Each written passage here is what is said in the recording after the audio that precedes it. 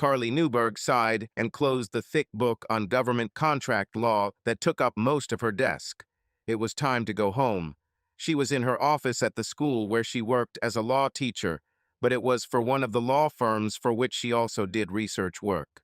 If she left now, she would have enough time to catch her regular train home. Her husband had left on a business trip that morning, but she no longer feared his trips like she had in the early years of her marriage. A full 2 weeks without her husband must be refreshing, and she was looking forward to returning home. They met in college. Her husband, David, was a couple of years older and about to graduate from business school, while Carly was still undecided about what she wanted to do with her life, halfway through her undergraduate degree. She smiled, remembering the night they met at a fraternity party. If only everything could remain as perfect as that night, she thought sadly, her smile fading as she turned off the light and locked the door behind her. They had been together for 18 years, almost half of her life, she realized with surprise. She loved her husband more than anything in the world, but in the last few years their marriage had begun to fade. They were married for 15 years. In the early years of their marriage, David supported her pursuit of a law degree, but lately she had been earning more as the company he owned ran into financial difficulties. Last year, she started taking on litigation cases from a firm she worked with years ago to make ends meet. David was a perfectionist and avoided admitting his shortcomings. This was the root cause of the problems in their marriage, and his recent dependence on her was the latest and greatest reminder of his failures. There were many things she loved about her husband, but his stubborn pride was not one of them. Walking across campus, she headed to the station for her ride home. There was an early evening chill in the air, reminiscent of the fact that mid-autumn had already arrived. She was comfortable in a light sweater over a blouse and knee-length skirt, but she would need a coat soon. Seeing the station, she noticed that her train was approaching and hurried, knowing that he would not wait long. She made it just in time, falling onto the empty seat a little out of breath. Almost immediately, she felt the gaze of the man opposite her, sliding over her skin. Carly was in her early 30s, with dark hair that fell just below her shoulders and smooth white skin that was trying to maintain a light summer tan. The short run in the cool air had left her cheeks slightly flushed, something she knew men find irresistible. Tall 5.5 feet, with an athletic build thanks to her religious devotion to running and a pair of breasts that seemed proportionate to her slender figure, she was pretty, if not exactly beautiful. David loved big breasts, but still fell in love with her and married her, which she reminded him of every time he hinted at implants. The man opposite, with short dark hair slightly gray at the temples and a Magnum pie mustache, seemed captivated by her charms. He was not one of the regular passengers on her evening trip, one of those people who became her silent and nameless companions. In front of her today sat a girl she called Red, a short girl with countless piercings and a star tattooed on the back of her head, with bright red hair when Carly first saw her. This week her hair was green, but to Carly she will always be a Red.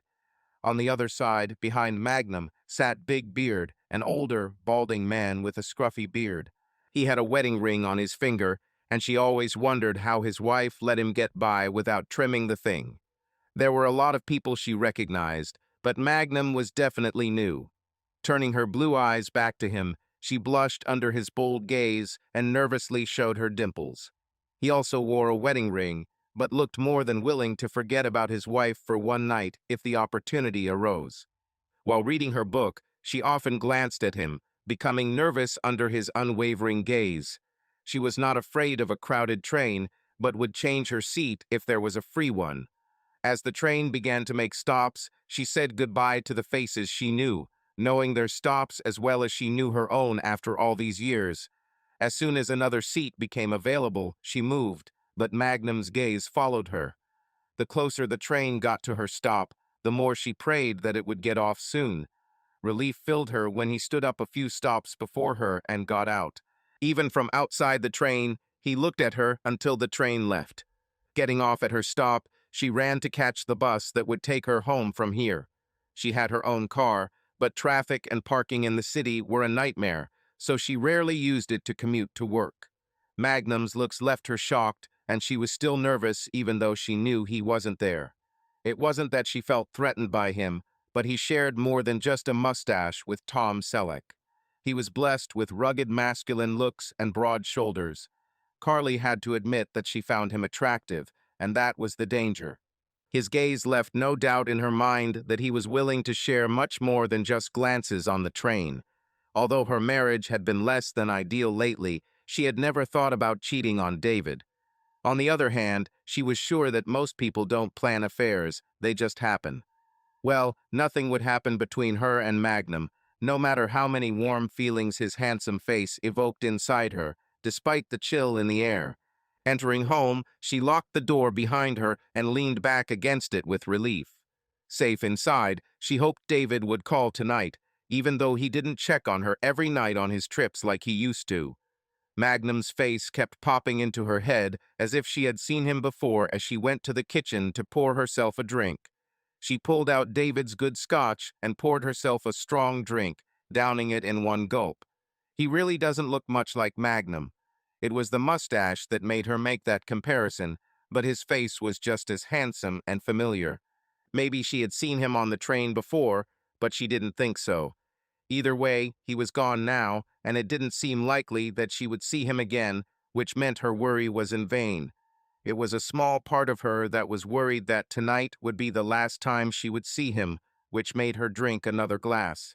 As she tried to concentrate on preparing dinner for herself, she found it impossible to escape his piercing gaze. Carly knew she had a good figure and a pretty face, but it was easy to forget that when her husband no longer showed much interest in sex.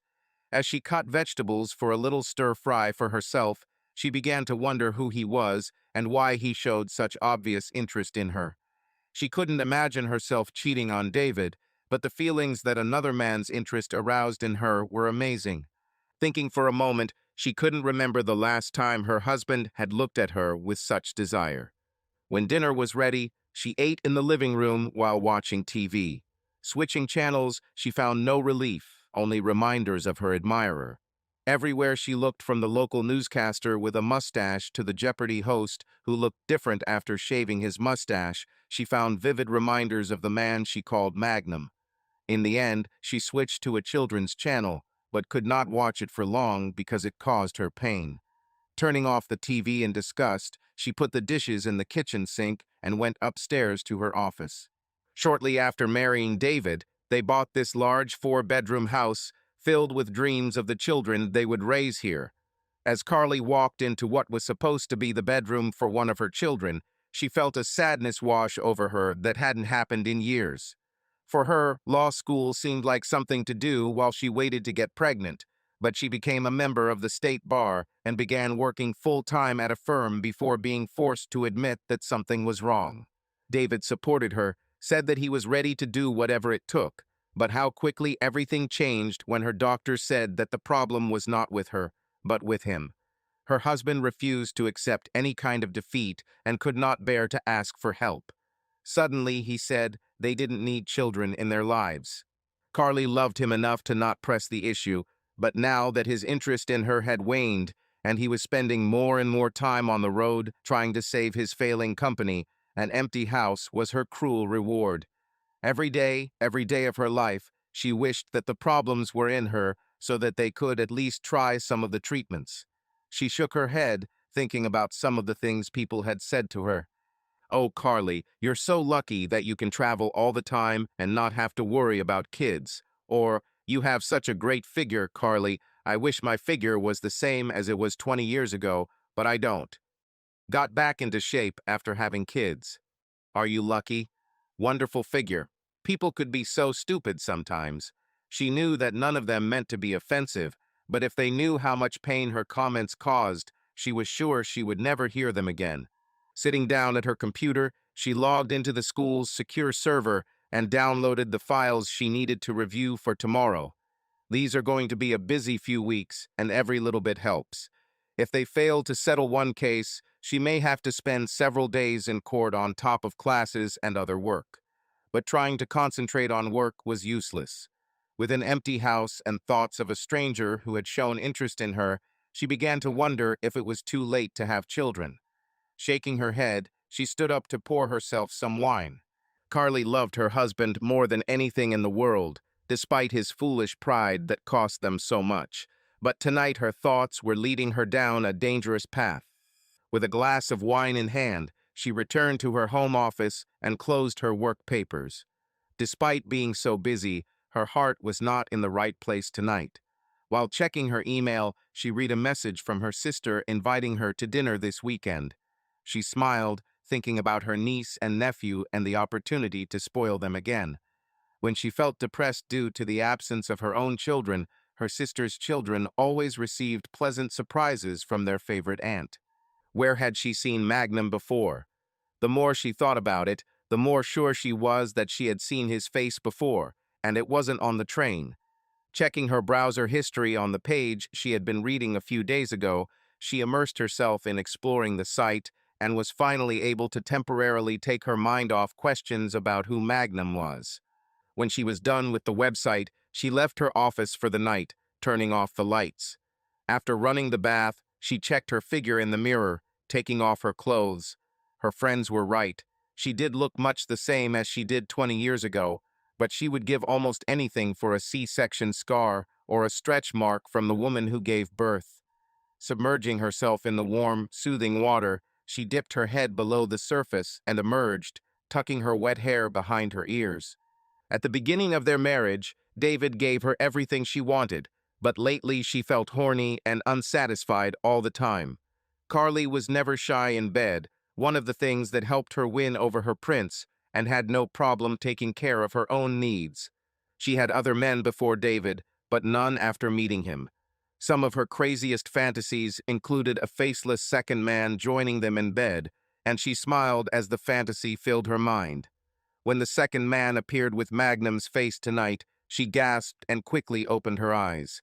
The Magnum in her head was furiously having sex with her. Afterwards, as she dried herself off, she felt colder and dirtier than when she entered the water. Maybe David will call tonight. It will be good to hear his voice, she thought. She didn't have high hopes. It was the first night of this trip, and she was sure that he valued this space as much as she did. Calling him at the hotel was impossible. She hated bothering him unless there was something important, and if he wasn't there, he would return her message as soon as he received it, no matter the time of day. While brushing her teeth, she avoided meeting the guilty gaze in the mirror. She gave up drying her hair, planning to shower in the morning to get rid of the frizzy hair and not have to face herself right now. Throwing the towel off the foot of the bed, she crawled under the covers, naked and vulnerable. Carly closed her eyes tightly, but sleep remained elusive. Looking at the clock, she saw 11:17, 11:44, 12:20, 12:52, 1:09, 1:36. The next morning, she was glad she didn't meet Magnum on her ride. With an early morning session, she managed to keep it out of her head all morning. She had 2 law offices to visit that afternoon and asked her department secretary to see if a third meeting could be arranged, which came up at the last minute. While having lunch alone in her office, she was checking one of their credit cards online and realized she would need to contact the bank for more information. Hi, this is Carly Newberg. I need a fax of our purchases on this card for the last 2 years. Can you do it? Great. Of course, I can confirm any account information you need, she said, answering the lady's questions. I'm trying to remember when and where we bought this laptop, which now doesn't work. I lost the receipt, but I seem to remember that the store signed us up for their extended warranty, and I wanted to see if it was still in effect before I replaced it. Thank you. You have no idea how much this helps me. Here's the fax that came for you, Carly, her secretary said, walking into her office a few minutes later. I also arranged that last meeting for today at 4. Thank you, Janice, she said, taking the fax and looking through it. This is exactly what I need, she said, looking up from the sheets with a wry smile. She still needed to match the date and location, but she had the proof in her hands. That afternoon, she rushed through her first 2 appointments to leave enough time for the last one. It was something urgent that just arose, but the deadline was short.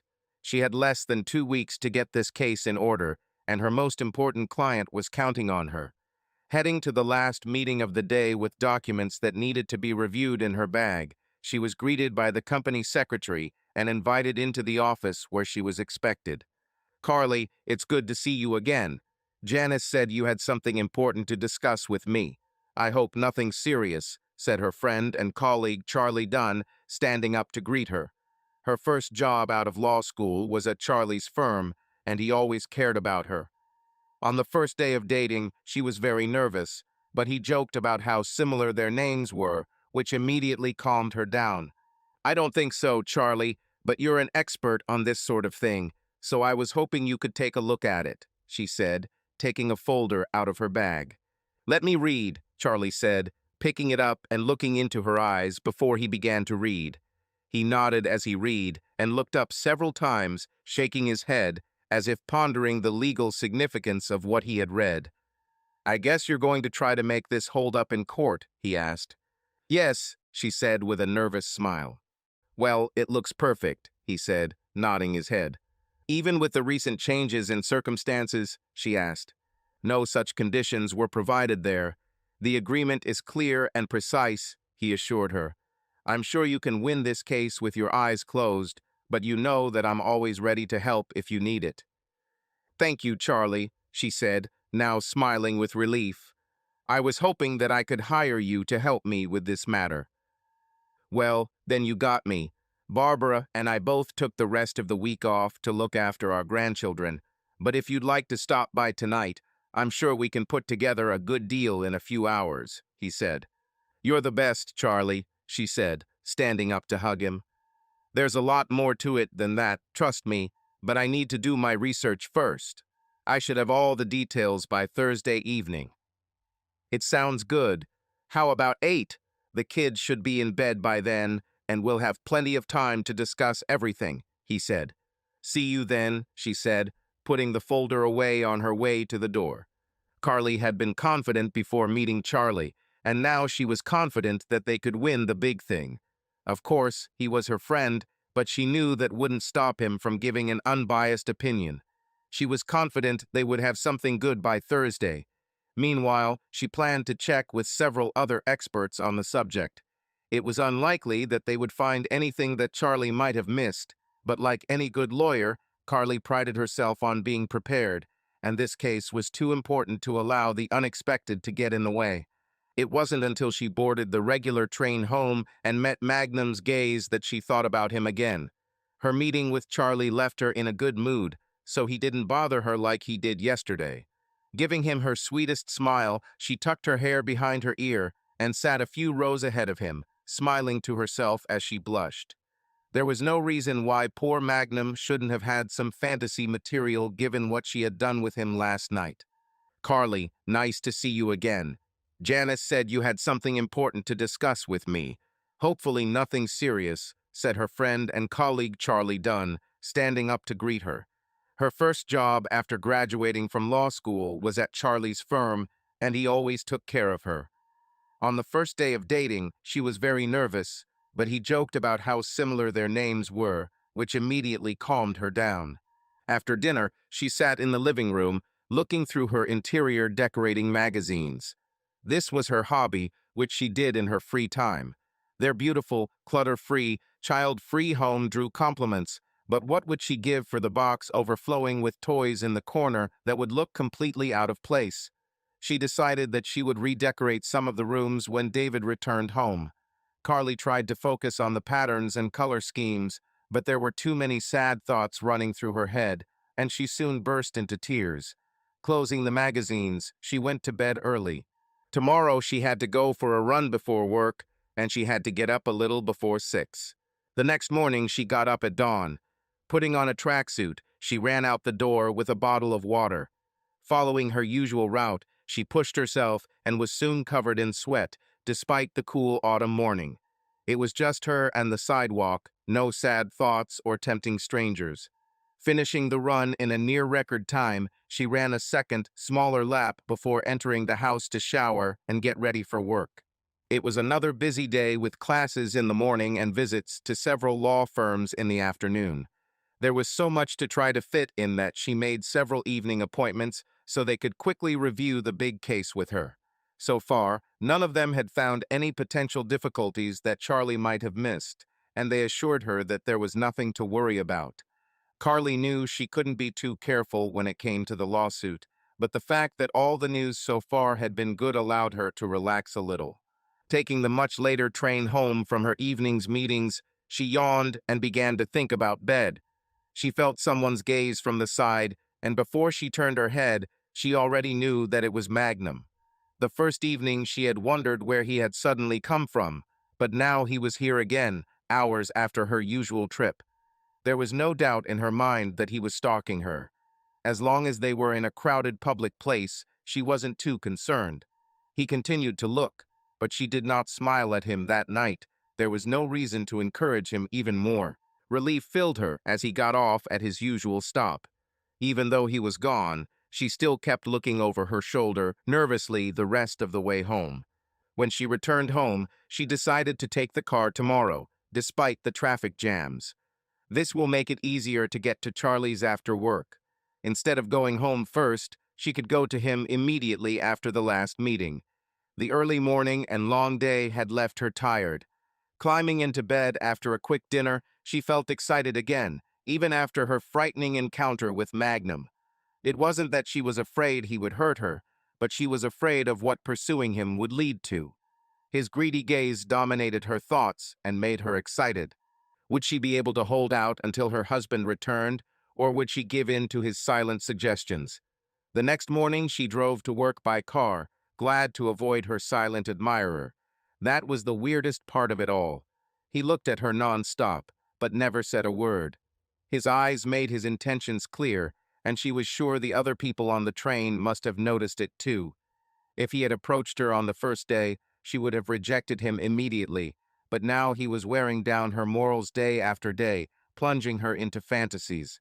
It didn't help that she still hadn't heard from David, and only saw reminders of the difficulties in their relationship everywhere. All she needed was to hear his voice for him to tell her he loved her and Magnum wouldn't stand a chance.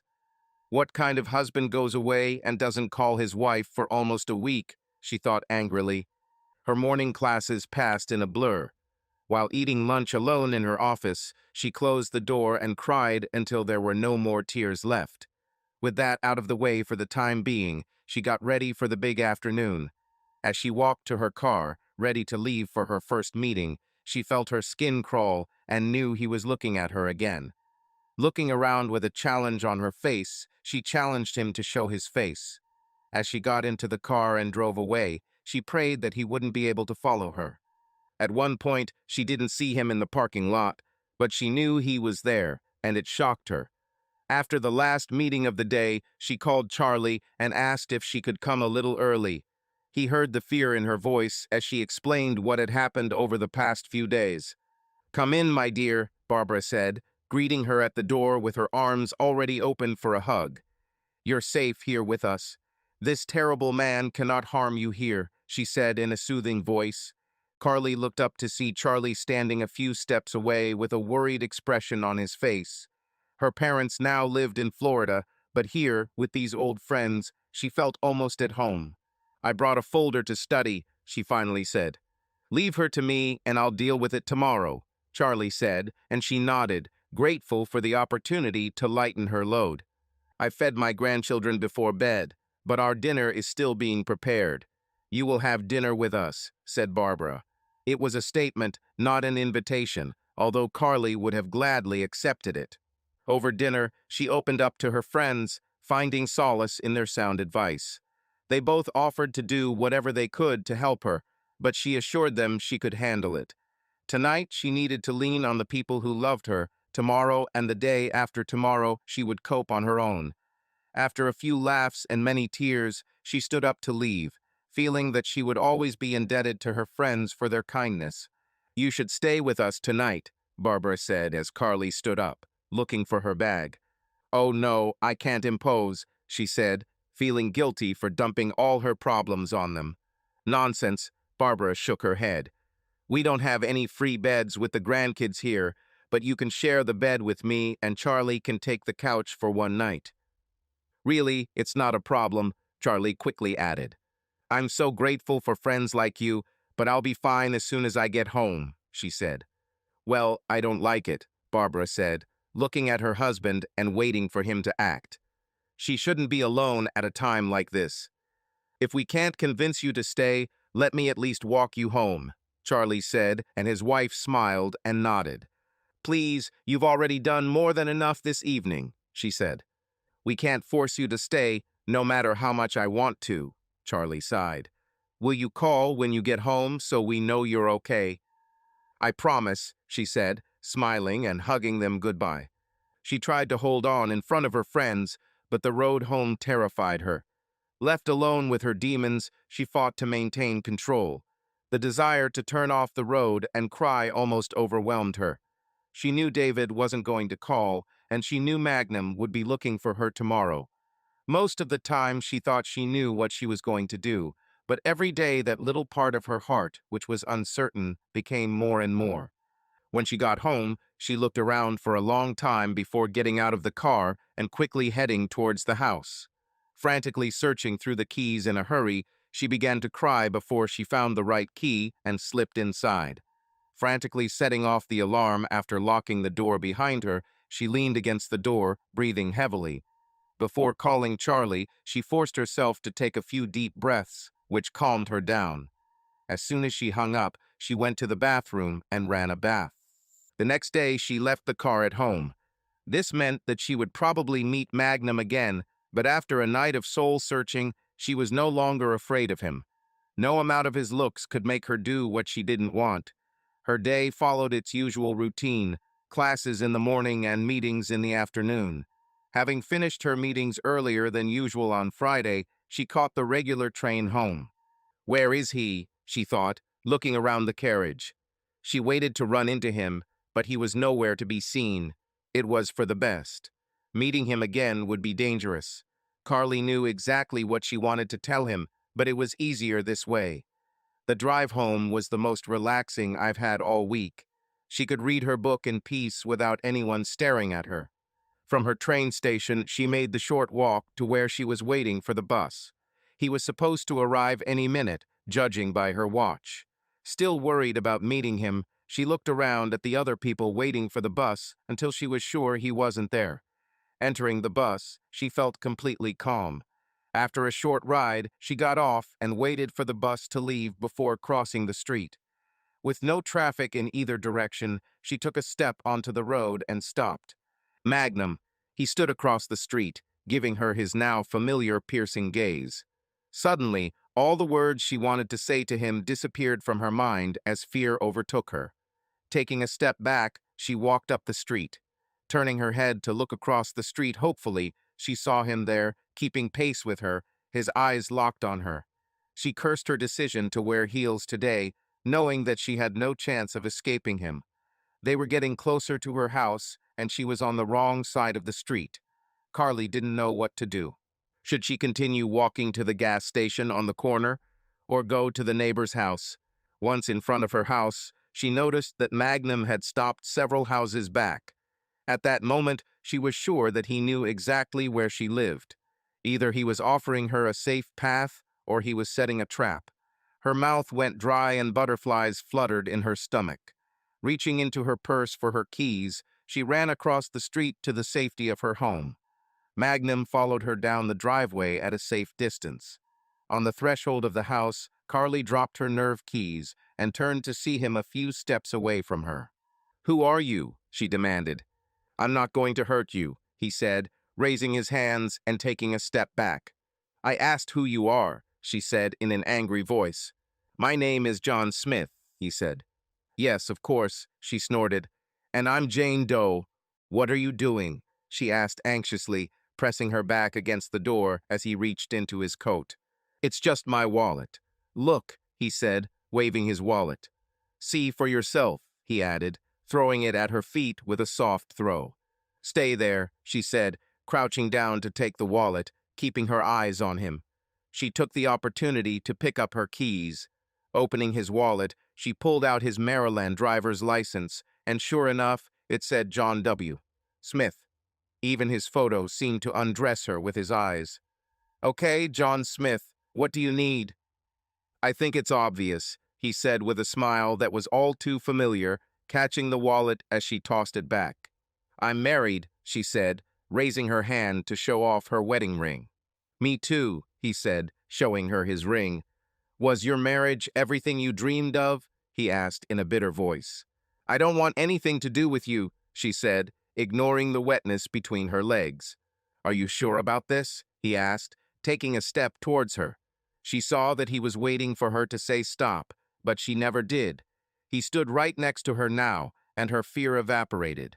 When he tilted her chin, she knew what was coming next. He leaned down, stopped so close to her lips that she could almost feel him, and waited. The cruel bastard didn't want to take away her honor.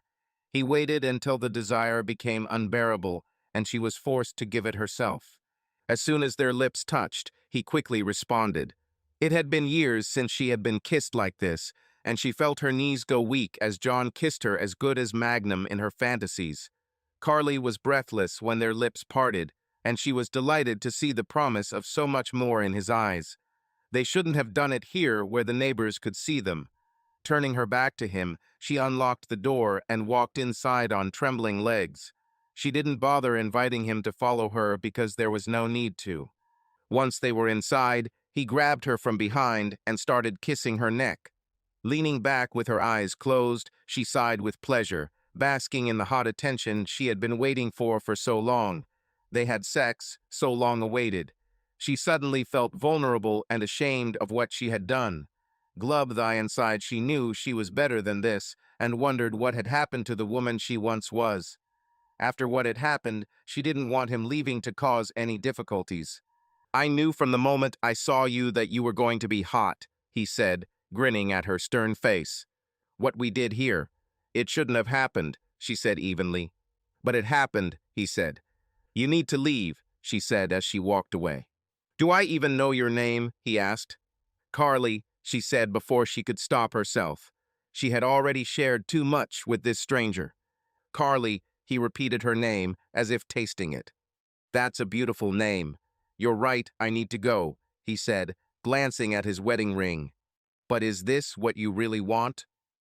This was not what she wanted. She wanted him to stay and have her all night, like she had been fantasizing about all week. Carly wanted to say, stay. She wanted to say, take me again. But just like when she let him in, it was easier for her to remain silent and let him do what he wanted. Taking out her husband's favorite scotch again, she poured them both a glass. She felt strange sharing his scotch with another man, but considering what else she had already shared with him, she didn't see how it could hurt. John accepted the glass with a smile and clinked it with her. He didn't propose a toast because, in truth, neither of them had anything worth celebrating in their lives at this point. Having drained the glass, he held it out for refilling. Carly poured him another and put the bottle away. She didn't want him to get drunk when she barely knew him. Taking a moment to study him up close, she found his masculine appearance incredibly sexy. His strong jaw and thick mustache made him look so masculine, and she had felt the strength of his strong arms and broad shoulders as he held her earlier. John was taller than her husband and looked in good shape with a flat stomach under his shirt. Leaving her bag and work folder on the kitchen table, she headed towards the stairs, knowing that he would follow her. She thought about asking him what he wanted to do, but there could only be one answer. Leading him upstairs, she led him to the guest room. As much as she had lost her way tonight, she couldn't bring herself to bring him to her own bed. This she could save for her special man. The room looked so sterile and uninhabited that he should have immediately known that this was not her bedroom, but he didn't care where they had sex. At the foot of the bed, he attacked her with a flurry of kisses, lifting her into his strong arms. Together they fell onto the bed, a tangle of writhing limbs. It was a long, passionate night. Paroling off her with a groan, she pressed herself against him, kissing his chest. He had helped her more than she could ever imagine, and she could never thank him enough. She didn't know what to say, and he was breathing heavily. Taking a pack of cigarettes from his coat, he offered her one. Carly shook her head, but kissed him again and ran naked to get the ashtray. Having first looked into her bedroom for a robe to hide her vulnerability, she handed it to him and watched him smoke. After going to the bathroom, She took a long time to freshen up and returned to the empty guest room. "John," she called, looking around, but his clothes were collected and he left. Going downstairs, she looked out the door and saw him walking down the street. Having locked the door, she sank to the floor, suddenly feeling cold from inside. The tears she had been waiting for all night finally came. That night her sleep was full of nightmares about David catching her in bed with John. In one of them, David had a gun and shot him in the chest while he was having his wife. She jumped out of bed screaming, picked up the gun after he dropped it, and turned towards him. Smiling at her smugly, he opened his mouth to say something, but instead of a tongue, a snake slithered out of his mouth, and she pulled the trigger, waking up in a cold sweat with the loud sound of a gunshot still ringing in her head. Jumping out of bed, she turned on the heating and returned to bed, shivering, wondering if she would ever feel warm again. The next morning, she woke up feeling dirty and full of shame for what she had done. She was better than that. How could she let this happen? But it was useless to think about the past. She usually didn't wash before running, but now she felt her skin crawling and took a scalding hot shower that failed to cleanse her soul. Carly loved to run in the morning. It always helped clear her mind, no matter what she had to deal with, but she couldn't get John out of her head. When she returned home, she locked the door behind her. She wanted him again, but she wasn't ready to face him if he showed up now.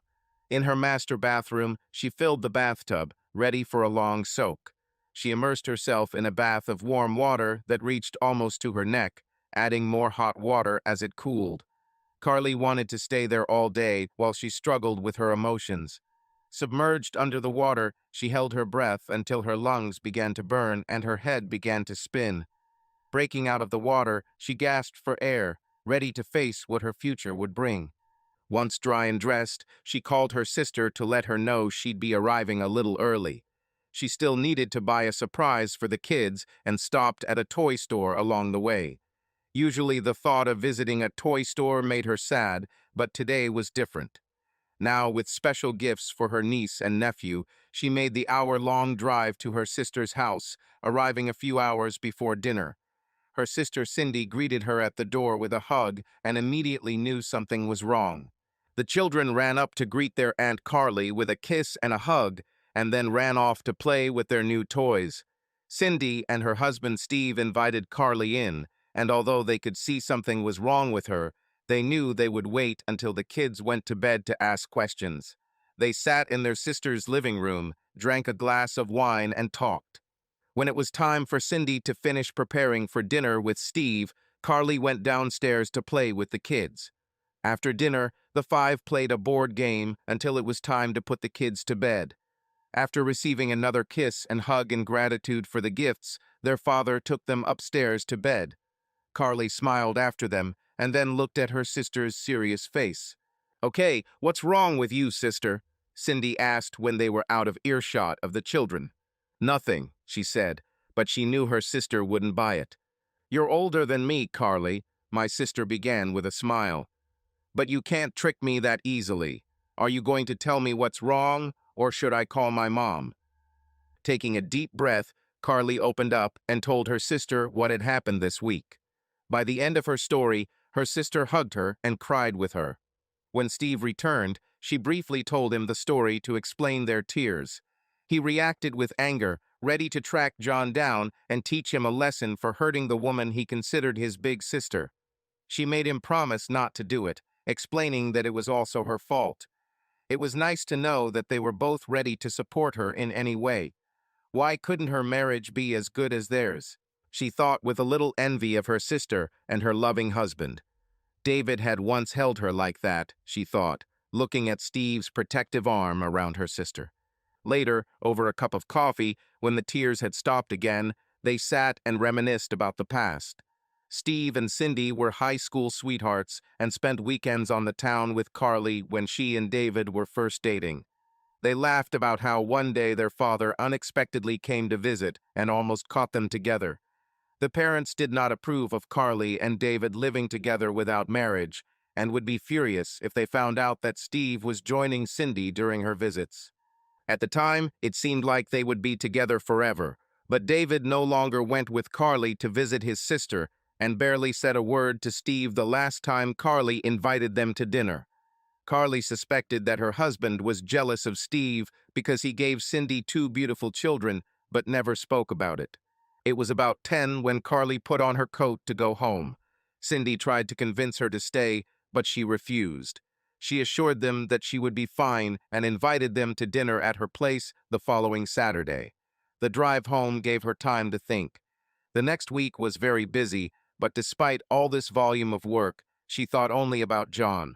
He was from out of state, here for work, as far as she knew, and may have already left. The thought of him disappearing from her life so quickly suddenly saddened her. When she arrived at her house, she realized that she had forgotten to leave the light on before leaving. It was cold, hinting at the frost of the night, when she got out of the car, buttoning her coat. Feeling for the key in the darkness, she looked closely at the lock, trying to insert it. "I was about to leave," he said from the darkness, scaring her half dead. "Oh, thank God it's you," she said, relieved to recognize John's voice. "You scared me. You shouldn't have come here again." "You didn't want to see me?" he asked. "I want to see you," she admitted, "but we shouldn't be seen together." "No one will see anything here," he said, bringing his hand inches from her face before she could see him. "You know what I mean," she said, smiling into the darkness. "I'll leave if that's what you want," he offered. "You can stay tonight," she said, opening the door. "But next time we should meet at your hotel," she added. She was no longer going to deceive herself about her intentions, and she didn't see the point in deceiving him either. Only when they were inside did she notice that he had brought her flowers. She took them and raised her head for a kiss that turned into something more. Throwing the flowers on the floor, she threw her arms around his neck and kissed him deeply. The more she kissed him, the more she began to like his mustache. Everything about him screamed masculinity, and he seemed so sweet and caring, except that he was cheating on his wife so he could be with her too. More than anything, she wanted to fall asleep and dream of a world where her life wouldn't be so confusing, but she forced herself to stay awake until she was sure he was gone. She needed to lock the door before going to bed. On the floor next to the door, she found a note with his address and hotel room number. Smiling, she took it upstairs with her. Waking up early in the morning in an unfamiliar bed, she quickly took a shower before going for a run. She thought it was stupid to shower before getting sweaty again, but the morning after her second night with John left her feeling dirty. Suddenly, she decided to throw away the piece of paper with his address, although it was already too late. She remembered it last night and was sure that she would go to him tonight, despite how bad she felt right now. As she set out to jog along her usual route, she let the thud of her steps on the sidewalk clear her mind.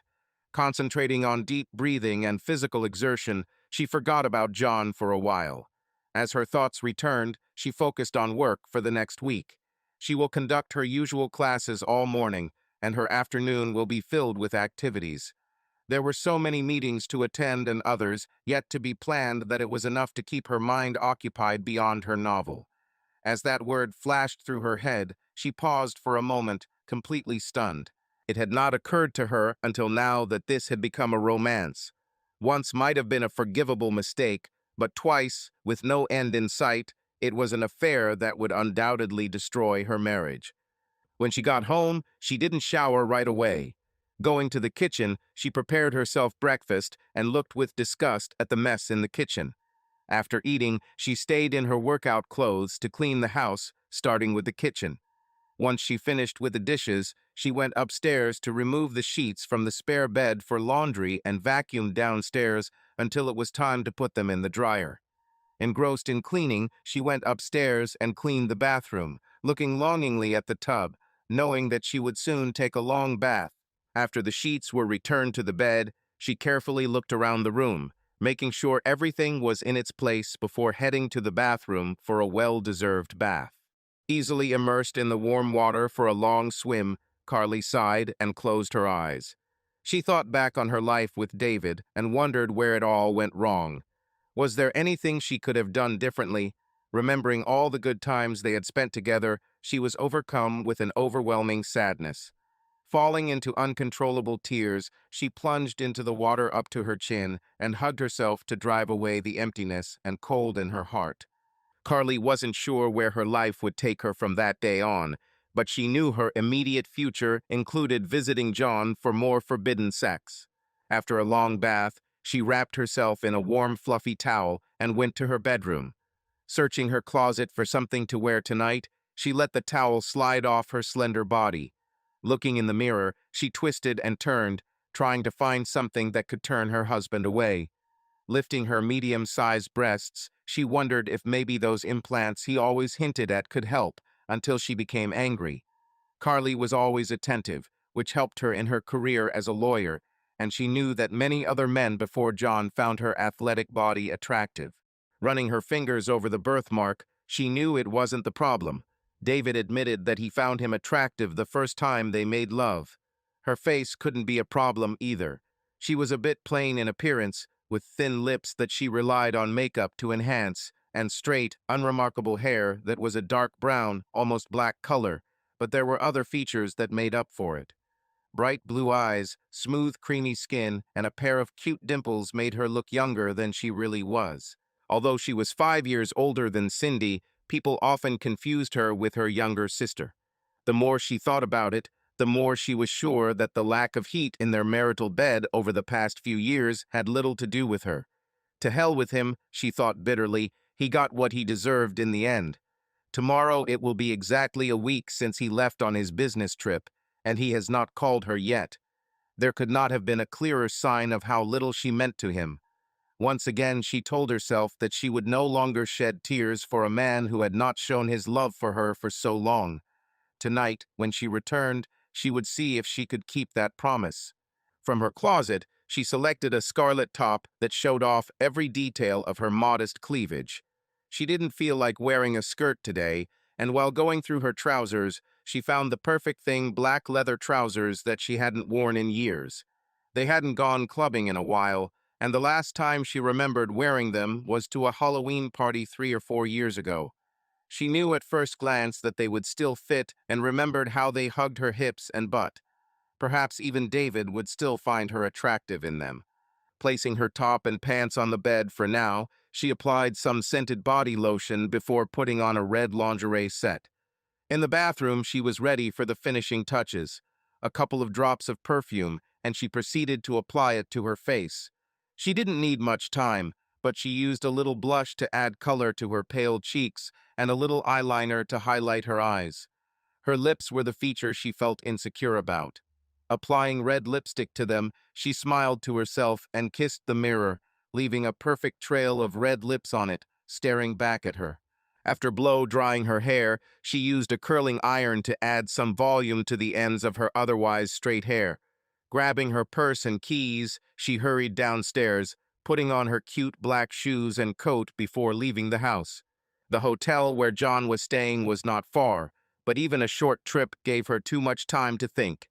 The first 2 times she cheated on her husband, John came to her.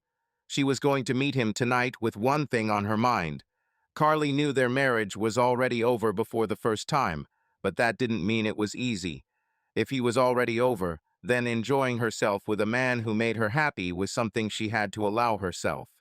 Sunday traffic was light, and she parked at the hotel. As she took the visitor's seat, she wondered how long she would be here. Just a second, his voice came from inside as she knocked on the door. He opened it, holding his cell phone to his ear, and gave her a worried look. "What?" he said into the phone, clearly surprised. "Oh, it's just room service," he said, putting a finger to his lips and ushering her inside. "Look, I'll call you later, okay? Okay, see you tomorrow, bye." "Is it your wife?" she asked, noticing how good he looked even in a simple blue t-shirt and jeans. "Yeah," he said, walking past her and closing the laptop before she could look at the screen. Collecting the papers from the table, he stuffed them into his briefcase and put it away. "I was sure you would come, but I didn't think it would be so soon." "Sit down," he said, pointing to the chair in front of her. "Do you love her?" she asked, lounging on the unmade bed instead of sitting on the offered chair. "Whom?" he asked, still confused by her unexpected appearance. Your wife. Do you still love her? She asked. Do you love your husband? He answered defensively. I asked first, she said. I don't know, he said with a sigh. There are a lot of things I love about her, and I can't imagine leaving her and the kids. He shrugged, trying to find the right words to complete the thought. What we did. I feel guilty about it, but at the same time I can't stop. With you, I feel a spark that hasn't been there in years. Do you cheat on her every time you leave? She asked. Does it matter? He asked in response. No, not for me, she answered honestly. There were others, but there were none like you, he said. Yes, of course, she said with an incredulous laugh. What about you? He asked, touching her leg. You were my first. I was a virgin about cheating before you, John, she said, making a joke out of her shame. And your husband, do you still love him? He asked, sliding his hand higher. Part of me still does, but I know he doesn't love me anymore. Not only does it make what we do possible, but it makes it easier every time, she said, taking his hand and pulling him towards her. The conversations were pleasant, but that's what she came here for, she thought as he kissed her deeply. It was so nice to lie under a strong, handsome man who could satisfy all her feminine needs. With the first long, passionate kiss, she felt her skin flush. Running her fingers through his hair, she held his face close to hers, enjoying the feel of his spiky mustache on her soft skin. Reaching over, she began to lift his shirt, and he took the hint, taking it off himself. The sex was hard and fast, but too fast for her taste. Carly looked at John as he rolled away from her. He was handsome, no doubt, but now that her eyes weren't so sex-hungry anymore, he didn't look any better than her David. Despite this, he showed that he truly wanted her and valued her body, which was never exactly what her husband actually desired. She got up and went to the bathroom, feeling his gaze on her. Returning to the room, she saw him sitting at the computer, finishing up what he was working on earlier. Whatever it was clearly not intended for her eyes. He was still naked, and that was all she cared about right now. Leaning down, he kissed her and pushed her back towards the bed until she tripped over it. John left her to go to the bathroom. He sat down next to her, not showing any shyness in front of her. Sitting up against the headboard, John ran his hand through her hair, brushing it away from her face with a gentle touch. It made her feel closer to him than she should have. Your husband doesn't sleep with you anymore, does he? He asked, breaking the silence. Yes, he's asleep, she answered defensively, but then wondered why she should protect him. I just don't get as much as I need, and you. He didn't understand. Do you often have sex with your wife? She asked. Oh, my wife, he said as if it was easy to forget. If I got what I wanted from her, I wouldn't be here. Well, I think she's stupid, she said, caressing his cock playfully. They seem like they would be perfect for each other, he said with a smile. I can't imagine my husband doing something like that. He's too much of a perfectionist to stoop to cheating, she said with a sullen expression. I'm sorry, I shouldn't have said that, he said, touching her hand. This must be hard for you. The first time I felt terribly guilty, but that didn't stop me from repeating it again and again. Can we talk about something else? She said, shuddering from the sudden cold. She didn't need him to remind her of her own shortcomings. You look cold, he said, standing up and hurrying to the bathroom. Here, put this on, he said, handing her the robe and caressing her body again. Thank you, she said. Why don't we order dinner at my company's expense, he suggested. What do you want? He asked, reading the menu when she agreed. John ordered dinner to their room while he got dressed. She felt strange when they chatted and waited. The sex with him was good, but she didn't really know him. No matter how well he had her, there was nothing to talk about. She wasn't looking for a new man. The relationship with David was almost over, but she still had time to find new love. The conversation with John was awkward, and she didn't know what to say. There was no future with him, and she had already decided that she liked him enough to sleep with him, which didn't leave much to talk about. When the food arrived, she was glad for the distraction. Carly hurried to the bathroom when she heard the knocking to hide. The waiter didn't know who she was, but she didn't want to be seen as easygoing or a traitor, although the latter was absolutely true. John called her after he left, and they sat at the table, eating dinner in silence. She felt vulnerable with only a robe covering her nakedness and couldn't wait until dinner was over to have sex again. When they were both naked, she didn't feel so insecure. Sitting opposite him, she felt his eyes linger on her legs and tried to look under her robe to her chest. At least he wanted to see them, and that relaxed her a little. After dinner, John went to the bathroom. Looking around for something to do, she wanted to turn on the TV, but changed her mind. It was a busy week ahead, and she didn't have enough time to stay here long if she needed to. The sex left her tired and relaxed, but there was still time for one round. How much longer will he be here? How many more times can she fuck him? She heard the bathroom door open behind her and turned around to see John undressed again.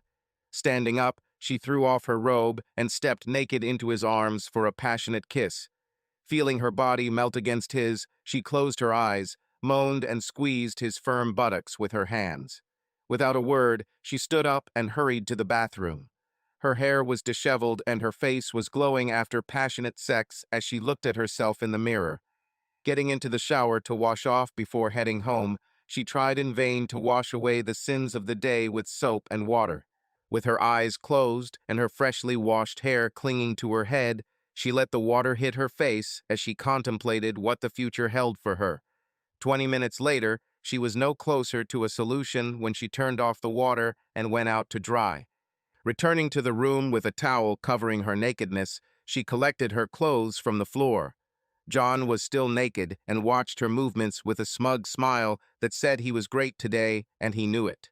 Dressing quickly and turning her back to him, her resentment disappeared and she turned to him with a warm smile. "Thank you for a wonderful evening, John," she said, giving him her sweetest smile. "It was my pleasure," he replied in a sincere voice. "When will I see you again?" she asked at the foot of the bed. "I'll be here all week," he replied. "Only a week?" she asked quickly, although in her heart she knew she was lucky his trip would last this long. "Only a week," he confirmed. "We'll have to make the most of this time," she said, leaning in to give him a long, passionate kiss. Carly slept peacefully that night. With the amount of sex John had given her, for the first time in a long time, she didn't need to please herself, and her mind was free to think about other things. David became less important every day. A week ago, if she had been asked, she would have said that she loved him more than anyone and anything in the world, but how quickly everything changed. Now, if she had the chance, she would change him for John in a heartbeat. She assumed there was a chance that her marriage would somehow survive, but she was too realistic to give it more than the bare minimum chance. The next day was long, even by Monday standards. All day she thought about the possibility of seeing John again in the evening, and time seemed to stand still. It was a pity that she was so busy, otherwise she would have canceled some meetings, although John was probably busy during the day too. It was painful to think about losing him so soon, but without his persistent pursuit, she would never have been able to face the harsh reality of her doomed marriage. She owed him more than he would ever know, but during the rest of the week she would have a chance to show her gratitude. Looking forward to seeing John again, she arrived at the station early, but the train was late, which upset her. She almost called a taxi for the expensive ride home when the train finally arrived. The delay made her frown, wasting time. What if John leaves thinking she won't come today? She decided to get off at the stop near his hotel rather than go home. Standing up as the train slowed to a stop, she felt the curious gazes of some of the regular passengers on her. Who are they to judge her? They could all go to hell, she thought, leaving the train and not looking back. "I'll be there soon," he shouted from inside when she arrived at his room a little later. "Hard day?" he asked, seeing the anger on her face as he opened the door. "Oh, John," she sobbed, snuggling into his warm chest. "SHHH, it's okay, Carly," he said, kissing the top of her head. "I know how hard it is," he whispered, misreading her emotions. They spent another night of passionate lovemaking. Every night that week, Carly walked straight to his hotel after the last meeting of the day. Despite the traffic jams, she drove to work to avoid another train accident and the accusatory glances of her acquaintances. Ducklings, as much as she looked forward to their evening together, she dreaded the weekend. John was leaving on Saturday morning after rescheduling his original Friday evening flight to earlier in the week so he could spend another night with her. On Friday, she went to his hotel for the last time, with such conflicting thoughts in her head. She could never thank John enough for filling the void in her heart where love for her husband once bloomed. 2 weeks. Almost 2 damn weeks, and he hasn't even called her. Well, if this experience taught her anything, it was that living without her husband was not as difficult as she had imagined. After parking the car, she sat for a few minutes, calming down. Taking a deep breath, she opened the door and walked towards her lover. Her stomach churned with nerves as she rode up the elevator. Turning down the hallway towards his room, she took one last deep breath to calm herself and smiled before knocking on the door. John must have been waiting impatiently for her, because the door opened almost immediately. "You look beautiful," he said, taking her hand and running it down her arm. "You don't have to say that," she said, blushing and looking away from the heat in his eyes. Today, she didn't even go home after work to freshen up. She looked the same every day of the week. "It's true, Carly," he said, leaning his head down to kiss her neck, to which she sighed. "Your husband is a fool. He doesn't understand how lucky he is." "Let's not talk about him," she said, biting her lower lip and looking past his shoulder. "Sorry, I didn't mean to." He began to apologize. "It's okay," she said, smiling at him as he pulled away from the embrace. "But I'd rather enjoy time with a man who appreciates it than worry about tomorrow." Raising her hands behind his head, she pulled his lips to hers for a kiss. It felt so good, so right, that she had to remind herself that this could never last forever. His hands grabbed her buttocks and pulled her towards him. Carrying her onto the bed, he lifted her high and threw her on the bed. It was a little quick, but Carly only had herself to blame after she'd tried her best to seduce him since the moment she arrived. She still barely knew the man he was attached to, but the sex was so good that they could do the rest. Maybe she was deceiving herself. David had been so cold and distant since his business began to fail that any man who showed even the slightest interest in her would seem remarkable in comparison. Sex with a new partner was always passionate at the beginning, but who said it would last? As good as it was with John, she was looking for much more than sex. She needed a new man and a new life. Carly wanted a second chance to have the marriage she had dreamed of since childhood. A caring husband and beautiful children in a home full of love, that's what she needs. She still had a chance, but there was no more time to waste with a selfish man who didn't love her. "Do you want to go to dinner?" John suddenly asked, bringing her back to the present. "No," she said, her thoughts still racing. "I just want to stay here today," she said. "How about I order you something nice instead of room service?" he suggested. "I would love that," she said with a dimpled smile. "What should we order? Do you know the city?" he asked. He buttoned his pants but left his shirt unbuttoned. "Do you like sushi? I know a great place that will deliver, but it's a little expensive," she warned. At the same time, she pulled off her bra and reached for the zipper on the back of her skirt. It was never too early to seduce him again. "Order what you like, and so do I," he said, handing her the phone. After ordering dinner, her eyes met his, and she decided to have some fun. At first, she was ashamed to be naked in front of a strange man after all these years, but a week of passionate lovemaking relaxed her. The feeling of his approving glances sliding over her bare skin filled her with excitement. Knowing that a man found her so attractive was a huge relief after years of neglect from her husband. Wearing only panties, she began to pose on the bed while he sat in a chair with a cigarette in his hand and watched. Just as she closed her eyes to rest, there was a knock on the door. "John!" she exclaimed in panic as he wrapped himself in a blanket to hide his nakedness. "Just hide your face," he said, half laughing. His hand was already on the door, and she didn't have time to run to the bathroom.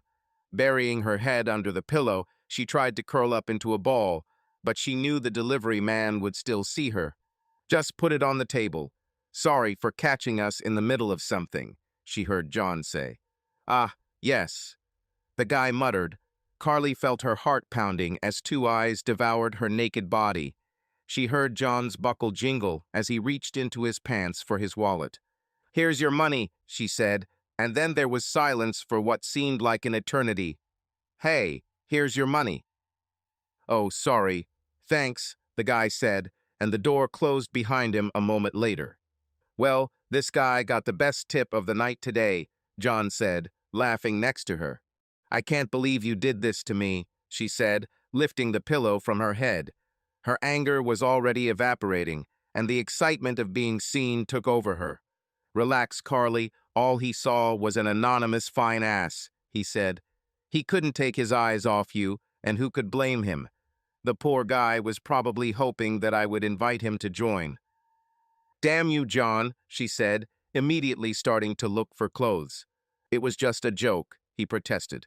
"Maybe if I hurry, I can catch up with him," she said, heading towards the bathroom with clothes in her hands. "Let me go," she exclaimed as he grabbed her hand. Pressing her against the bathroom door, he kissed her. She tried to resist at first, but it was too good to resist.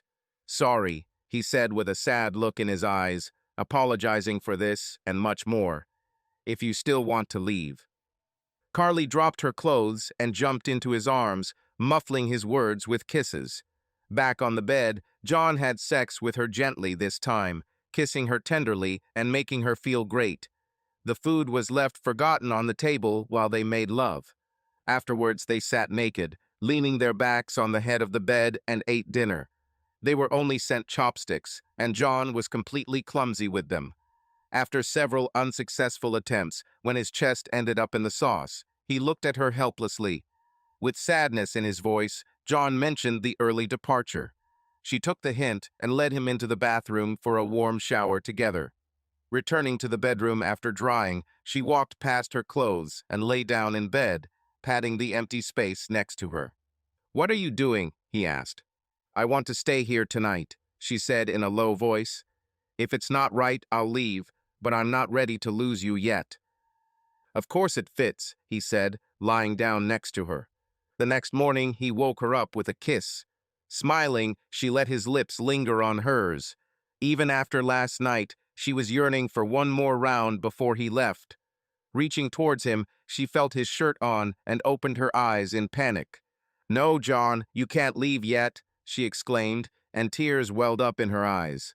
"My plane leaves in an hour," he said. "I wish we had more time, Carly, but this is the end." "When will I see you again?" she asked. "Again?" he asked, clearly puzzled. "I need to see you again, John. What we have here is special," she said, letting out the emotions she had been avoiding. "Forget about your wife and my husband. We have each other now. Listen, Carly, it was fun for a week, but—" She saw him looking for a way out. "Oh God, what a fool I am," she said, trying to hold back her tears. "What have I done? My husband," she said in panic. "I can't believe I did this to him, to us. I need to tell him. I need to explain how sorry I am." "No, you are crazy. Listen to me, Carly. Are you listening to me?" he asked, waiting for her nod before continuing. "Just because there is no future for us doesn't mean you have to put up with it. Don't tell him anything. There are many men who dream of a woman like you. I'm sorry it can't be me, but you will find the right person. I will never forget this week," he said, kissing her lifeless lips one last time before turning and leaving. Outside, he took a deep breath. He's done a lot of terrible things in his life, but these last 2 weeks have been especially hard for him. Having caught the elevator to the lobby, he paid the bill and said that there was still a woman in the room who would leave within the hour. On the street, he got into a taxi and turned on his laptop, asking the driver to take him to the airport. Just as Windows finished loading, his cell phone rang. It was early, so he immediately knew who it was. It's time to make amends with Carly. "Hello? Yes, I'm on my way to the airport now. No, I didn't find anything, sorry, David. As far as I can tell, your wife does two things while you're away, running around and working late," he said, watching a video of her taken by a hidden camera in his hotel room. This was true until he turned on his charm and seduced her himself. David had hired him before to investigate employee fraud, but this case was different. A few months ago, he contacted him looking for a way to dissolve the marriage contract. David had an affair for several years and wanted to leave his wife for her, but couldn't afford to give Carly her share of the business, which was already struggling financially. So David hired him as a detective to find some dirt on Carly that would help him escape his obligations. As in any business, he promised results and knew that it was easier to create incriminating evidence where it was too difficult to dig. Carly wasn't the first married woman he seduced to ruin her marriage, but she was the first one he truly regretted afterward. She just met this Charlie, you called her uncle, and her sister over the weekend. She also visited law offices while you were away. I know this is not what you wanted to hear, he said, closing the video and deleting it from his hard drive. I don't know. You can continue to live a lie or accept the consequences. I know that I promised results, but the costs remain in any case. Void a check? You know what, David? It's normal.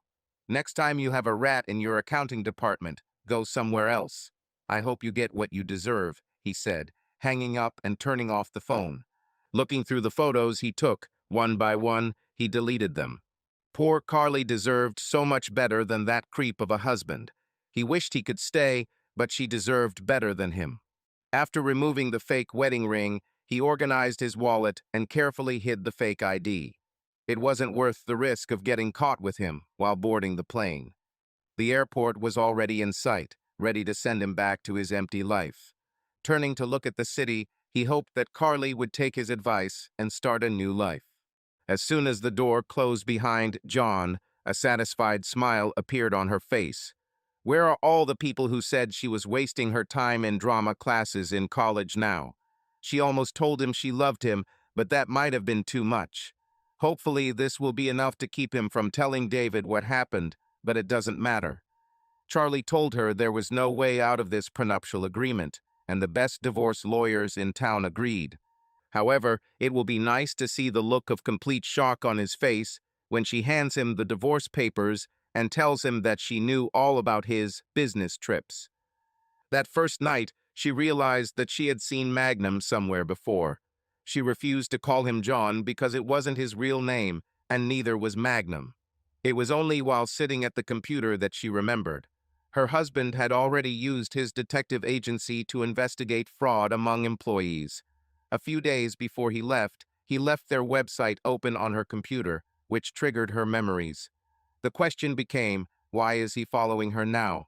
Suddenly, she had to look at her crumbling marriage from a whole new perspective and prepare for her own investigation. Once she knew what to look for, everything became obvious. David had been so clumsy in his attempts to hide what he was doing that she felt stupid for not realizing it sooner. This fool even paid for hotels and dinners for himself and his mistress using the credit card they both used. Of course, she never used it, but her name was also on the account. David and his dependence on his precious miles. This thought made her laugh out loud. He wouldn't buy a loaf of bread without using this card. She couldn't wait to tell him that was how she knew for sure. Everything was on the extracts. A business trip to Florida, but visiting a hotel in the state, a conference in Chicago, but a romantic dinner for two at a chic restaurant in the city center, a trip to Montana to visit a sick uncle, and flowers from a local florist. Flowers. When was the last time he brought her flowers? Some of the trips may have been real, but she was able to match enough incriminating purchases with the dates in her diary to realize that he had been cheating on her for the past 2 years. She only checked 2 years of credit card statements, but that was enough. It would hurt even more to know exactly when it started. Despite the lack of passion in their marriage, she did not stop loving him until she realized that he had sent someone to spy on her. She could even try to overcome betrayal, but the thought that he considered her capable of such a thing disgusted her. For the first week, she didn't know what to do. The support of friends like Charlie and Barb and her sisters and family helped her calm down. She had already told them everything, and they were ready to help her in any way. In the end, she decided that the best revenge was to fuck the man her husband had sent to spy on her. The fact that this spy was a handsome and talented lover was an added bonus. This was another surprise that she hoped to give in person. At first, she almost felt sorry for David. Carly had never loved anyone the way she loved him, and the thought that she might never feel that way again was a sobering thought. She had originally intended to claim only the house and leave everything else to him, but 2 weeks of anger had hardened her heart. She was going to take whatever the marriage contract guaranteed her, which was half his share of the company. In the beginning, David had 3 partners, and it was they who insisted on a prenuptial agreement to protect their interests. They all also had agreements with their wives. Over time, David bought them out one by one, but the marriage contract remained clear. She was entitled to half his share. She was going to take every last one, minus the cost of his half of the house. Carly didn't think his business would survive, but David had no one to blame but himself. If it worked, if he were even half as hard on his business and their marriage as he was on his novel, he wouldn't be in this situation. Carly sat in the kitchen, enjoying the morning sun that streamed through the window. There was an amazing mixture of relief and determination inside her. She knew there was still a lot of work ahead, but she was ready to cope with any difficulties. There were legal battles, emotional struggles, and a lot of changes ahead of her, but she was confident that she could get through it with her head held high. The following week, Carly went to the law firm to discuss the divorce process with her lawyer. Charlie was there, supporting her, and she felt confident knowing that she had such friends. The meeting was successful, and they began preparing documents for divorce. When Carly handed David the divorce papers, he was stunned. He did not expect that she would find out about his infidelity and take such drastic measures. His anger and attempts to justify himself had no effect on Carly, who remained calm and collected. She made it clear that their marriage was over, and she intended to move on. The divorce process was not easy, but Carly endured it with dignity. David tried to fight for his assets, but the prenuptial agreement was on her side. In the end, she received half of his share in the company and the house. Her lawyer made sure all conditions were met so Carly could begin the next chapter of her life with confidence. After her divorce, Carly decided to focus on her career and personal life. She continued teaching and working on research projects, and also began taking yoga classes and volunteering. Her life became more balanced and rich. A few months passed, and Carly felt ready to reopen herself to a new relationship. She began attending social events and meetings, and soon met Mark, a kind and considerate man who appreciated her for who she was. Their relationship developed slowly but surely, and Carly felt that she had finally found someone who could become her true partner in life. In the end, Carly realized that her experience with David, despite all the pain and betrayal, made her stronger and wiser. She learned to value herself and her needs, and this led her to true happiness. Life went on, and Carly moved forward with confidence, knowing that her future was in her hands.